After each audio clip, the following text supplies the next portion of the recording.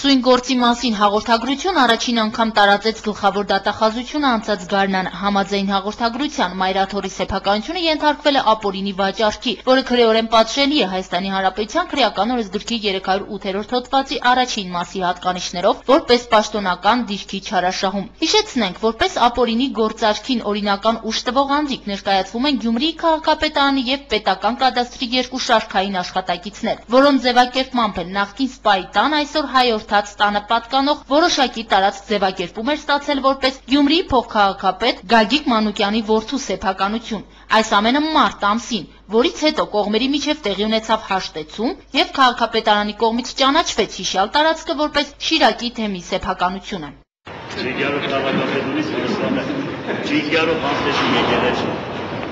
Շիրակի թեմի առաջնորդը եւս պաշտոնական գրությամբ տեղեկացրեց, որ ցուցաբերում է քրիստոնեական ներողամտություն սույն գործի նկատմամբ, քանի որ վեճը լուծված է եւ հակված չէ այն մտքին, որ ինչ-որ մեկը գործով պատասխանատվություն կրի։ Ու չնայած այս ամենին Շիրակի մարզի քննչական մարմինները գործն ուղարկել են դատարան ու դատարանում դեռ նոր է սկսվում սույն գործի քննությունը։ Իսկ պատասխանողի կամ ամբաստանյալի դերում Գյումրիի քաղաքապետարանի աշխատակից Հենրիկ Գասպարյանն ու անշարժ գույքի կադաստրի պետական կոմիտեի Գյումրիի մասնաճյուղի առաջին կարգի մի մասնագետ է։ Նրանց նկատմամբ նախաքննական մարմինների նախատեսած Հայաստանի Հանրապետության քրեական օրենսգրքի 308-րդ հոդվածը նախատեսում է նվազագույն աշխատավարձի 200-ից 300 ապատիկի չափով տուգանք, իսկ առավելագույնը մինչև 4 տարի ազատազրկում։